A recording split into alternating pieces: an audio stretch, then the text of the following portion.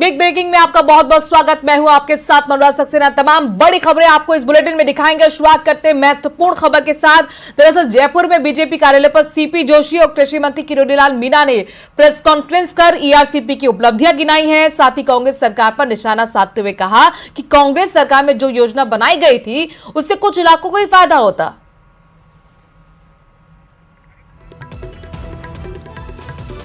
तो ईआरसीपी पर बोले सीपी जोशी, क्या बड़ी बातें रही अपने दर्शकों को बता दें। उनका कहना है कि जो पहले योजना कांग्रेस सरकार में बनाई गई थी यानी गहलोत सरकार में बनाई गई थी वो सिर्फ 3 जिलों को फायदा पहुंचाती, लेकिन हमने अपना चुनावी वादा पूरा किया है और 83 विधानसभा क्षेत्रों को इससे फायदा मिलेगा। हमारी योजना से 83 विधानसभा क्षेत्रों को फायदा मिलेगा। किसानों को, उद्योगों के लिए भी ये प्रोजेक्ट काफी लाभकारी रहेगा। कांग्रेस पर निशाना साधा, जमकर बरसे सीपी जोशी। बाकायदा सीपी जोशी और कृषि मंत्री किरोड़ीलाल मीणा ने प्रेस कॉन्फ्रेंस की, न सिर्फ ईआरसीपी की उपलब्धियां गिनाई बल्कि कांग्रेस को भी निशाने पर लिया।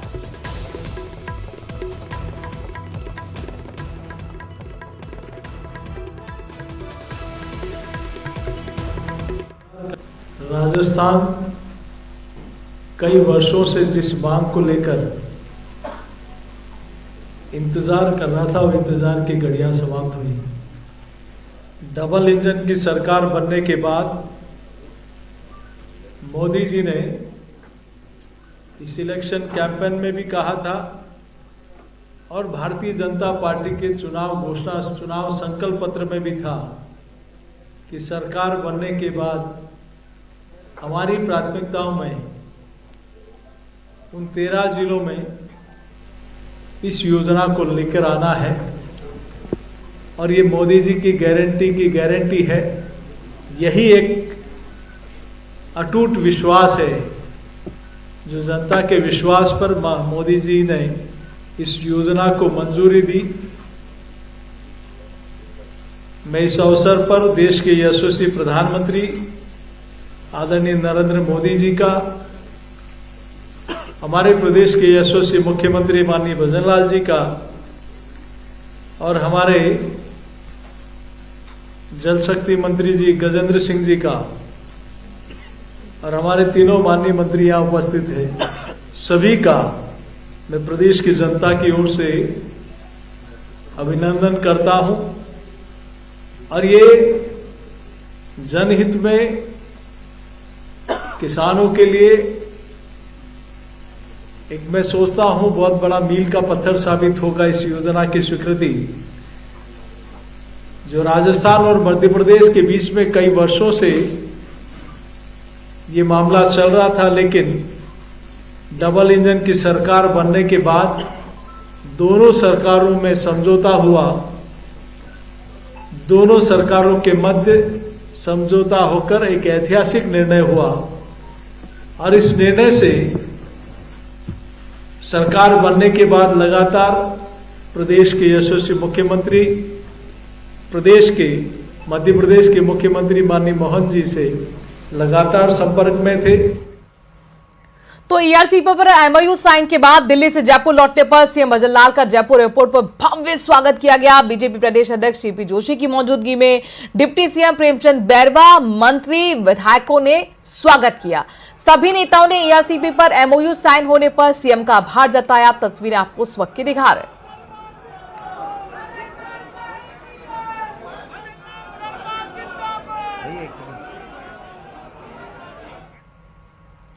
पूर्वी राजस्थान नहर परियोजना पर विवाद सुलझ गया है। अब स्पष्ट लेने की होड़ मची है। कांग्रेस जहां टाइमिंग पर सवाल उठा रही है तो बीजेपी जश्न मना रही है।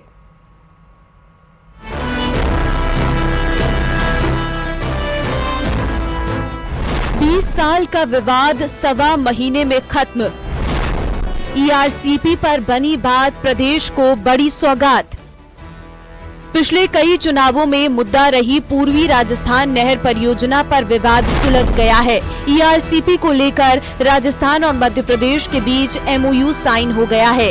परियोजना को मूर्त रूप देने को लेकर राजस्थान, मध्य प्रदेश और केंद्र सरकार की ओर से संयुक्त डीपीआर बनाने के लिए दिल्ली में जल शक्ति भवन में समझौते पत्र पर हस्ताक्षर हो गए। एमओयू के मुताबिक पूर्वी राजस्थान नहर परियोजना में शामिल बांध और बैराजों का पुनरुद्धार किया जाएगा। दोनों राज्यों ने भारत सरकार के साथ में समझौता पत्र पर हस्ताक्षर किया है और एक मार्ग जो है इस दिशा में, इस परियोजना के आगे बढ़ने की दिशा में प्रशस्त हुआ है। राजनीतिक दृष्टिकोण के कारण से कांग्रेस की सरकारों ने जो अड़ंगे लगाए गए थे, मुझे इस बात की प्रसन्नता है कि आज हमने उसका सबका समाधान कर लिया और आने वाले लगभग 5 वर्ष से कम समय में ये योजना फलीभूत होगी। निश्चित रूप से उन किसानों के आज एक खुशहाली का दिन होगा। जो पानी के लिए परेशान थे, निश्चित रूप से एक आस उनको बंधेगी। केंद्र सरकार ने 13 दिसंबर 2022 को पार्वती कालीसिंध चंबल लिंक परियोजना को ईआरसीपी के साथ एकीकृत करने के प्रस्ताव को प्राथमिकता देते हुए लिंक परियोजना के लिए अनुमोदन किया था। ये प्रोजेक्ट अब पार्वती कालीसिंध चंबल पूर्वी राजस्थान नहर लिंक परियोजना के रूप में आकार लेगा, जिससे राजस्थान के 13 जिलों के साथ साथ मध्य प्रदेश के भी 13 जिलों को फायदा पहुंचेगा। परियोजना पर आने वाले कुल खर्च की 90% राशि केंद्र सरकार देगी।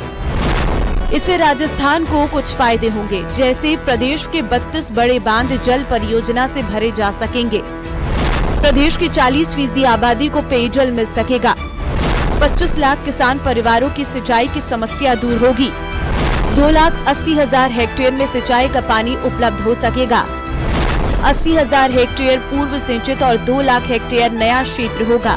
मुख्यमंत्री भजनलाल के मुताबिक इस परियोजना से कृषि उत्पादन में वृद्धि के फल स्वरूप किसानों की आय बढ़ेगी और रोजगार के अवसर भी पैदा होंगे। इसके साथ ही ईआरसीपी के तहत आने वाले क्षेत्रों में औद्योगिक आवश्यकताओं के लिए भी पानी उपलब्ध हो सकेगा। हमारे इसके आधार पर कई हमारे वन क्षेत्र हैं जिनमें इसका लाभ मिलने वाला है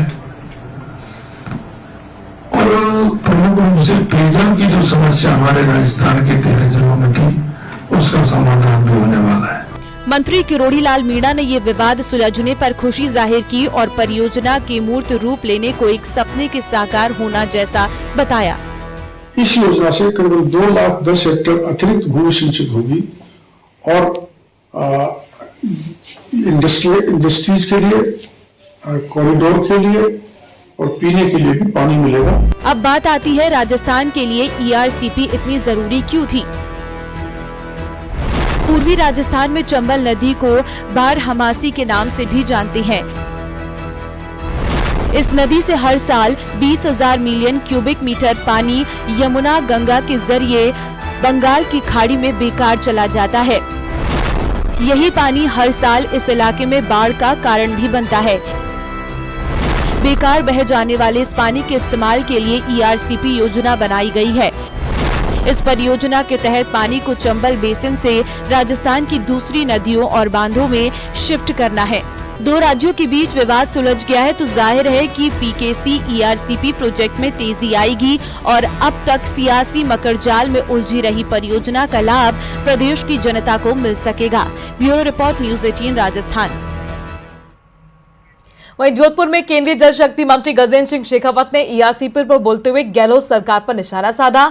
शेखावत ने कहा कि गहलोत सरकार की हठ धर्मिता के कारण ये प्रोजेक्ट अटका रहा।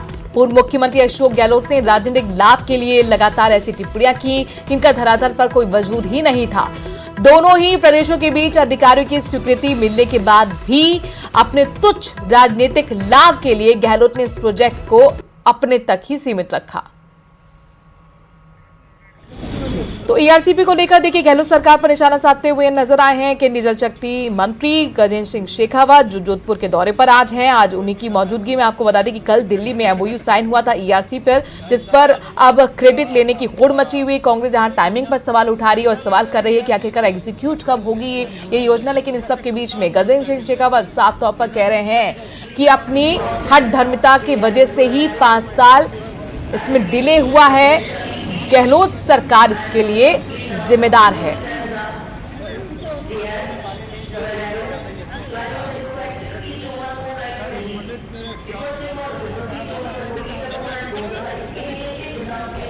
जैसे जोधपुर पहुंचे शेखावत, सबसे पहले उन्हें कांग्रेस पर निशाना साधा। हिस्से के 13 जिलों में पेयजल और सिंचाई को लेकर के पूर्वी राजस्थान नहर परियोजना की कल्पना की गई थी, लेकिन दोनों राज्यों के बीच सहमति न बन पाने के कारण से और अशोक गहलोत सरकार की हठधर्मिता के चलते हुए वो भी सिरे नहीं चढ़ पाए, क्योंकि अशोक गहलोत साहब इसको राजनीतिक गोटी की तरह इस्तेमाल कर रहे थे और बार बार उसको लेकर के राजनीतिक टिप्पणियां करते थे, राजनीतिक लाभ के लिए टिप्पणियां करते थे। माननीय मुख्यमंत्री राजस्थान भजनलाल शर्मा जी और माननीय मुख्यमंत्री मध्य प्रदेश मोहन यादव जी, ये दोनों साथ बैठे थे, अधिकारियों के साथ बैठ करके इसमें जितने भी बॉटलनेक्स थे उनको रिमूव करके हमने कल उस परियोजना के समझौता पत्र पर हस्ताक्षर किया है। और मैं ये मानता हूँ कि ये निश्चित रूप से इन 13 जिलों के लिए एक जीवनदायिनी गंगा के रूप में तो होगी, लेकिन साथ साथ में वहाँ के आर्थिक परिदृश्य को बदलने में एक बहुत बड़ी भूमिका का निर्वहन करेगी।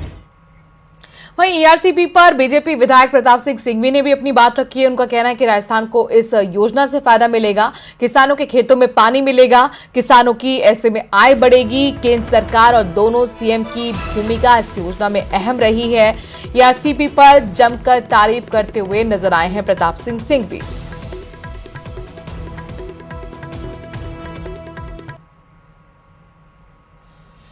समझौता राजस्थान के लिए लाइफलाइन का काम करेगा और काफ़ी बड़ा भूभाग इससे सिंचित होगा। हमारे किसानों की आयु बढ़ेगी तो राजस्थान अपने आप कर्तव्य। केंद्र की भी मध्यस्थता रही है और दोनों मुख्यमंत्रियों की भी मध्यस्थता रही है और तीनों ने मिलकर जो फार्मूला तय किया है इससे निश्चित रूप से राजस्थान को फायदा मिलेगा। चलिए खबरों में आगे बढ़ते हैं। जयपुर में तृतीय श्रेणी शिक्षक भर्ती 2022 में ज्वाइनिंग के दौरान आए कोर्ट स्टे को हटवाने और अधूरी भर्ती को पूरा करवाने की मांग को लेकर युवा बेरोजगारों ने शहीद स्मारक पर धरना दिया है। धरना दे रहे L1 और L2 की भर्ती से जुड़े अभ्यर्थियों ने सरकार से मांग रखी है कि जल्द से जल्द मामले में वरिष्ठ अधिवक्ता की मदद से अधूरी भर्ती को कोर्ट में अटकाने से बचाएं और भर्ती से जुड़े चयनित अभ्यर्थियों को नियुक्ति दिलाने का काम करें। प्रदर्शनकारियों से बात की हमारे संवाददाता लवली वर्मा ने।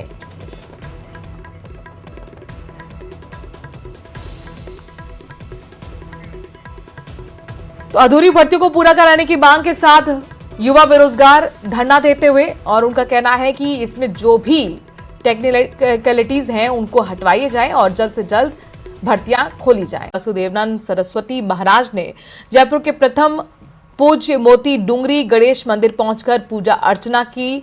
मोती डूंगरी सहित गणेश मंदिर के महंत कैलाश शर्मा ने आशीर्वाद लिया। उन्होंने कहा कि आज सपना साकार हो गया है। भगवान श्री राम के प्रतिदिन लाखों भक्त दर्शन के लिए पहुंच रहे हैं। जो त्रेता युग में नहीं हुआ वो 22 जनवरी 2024 को हो गया। मौका मिला, उनको मौका मिला मुझसे मुझे पहनने का। बहुत संघर्ष हुआ रामलला के लिए। सर्वोच्च न्यायालय से आदेश हुआ रामलला के पक्ष में। मंदिर बन रहा है, प्रथम तल तैयार हो गया है। प्रथम ऊपर का भी प्रथम तल, भूतल से ऊपर भी काफ़ी तैयार हो चुका है। ऐसा लगता है कि साल भर में तीनों तल पूरे हो जाएंगे और रामलला की प्रतिष्ठा हो गई। हमारे माननीय महामंत्री जी, प्रधानमंत्री जी ने पूजन करके रामलला की प्रतिष्ठा की। उनके लिए भी गौरव का विषय है और जनता के लिए गौरव का विषय है कि देश का प्रधानमंत्री रामलला की प्रतिष्ठा किया है। ऐसे ही कभी महाराज प्रभु राम के पुत्र शुक ने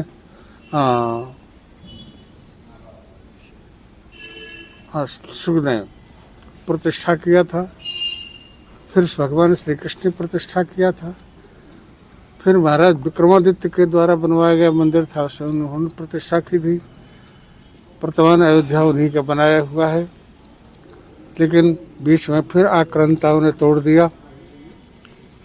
भारत को फिर ये सौभाग्य प्राप्त हुआ कि भारत के प्रधानमंत्री ने रामलला की प्रतिष्ठा की 22 जनवरी को। हम सब लोग बहुत प्रसन्न हैं। हमारा तो जीवन उनके साथ लगा है, राम जी के। 1984 से ही हम उनके आंदोलन में लगे हुए थे। उसकी पूर्ति हो गई, रामलला अपने स्थान पर बैठ गए हैं। बहुत ही सुंदर रामलला है, मालूम पड़ता है कुछ बोलना चाहते हैं, इतने सुंदर है और देख रहे हैं।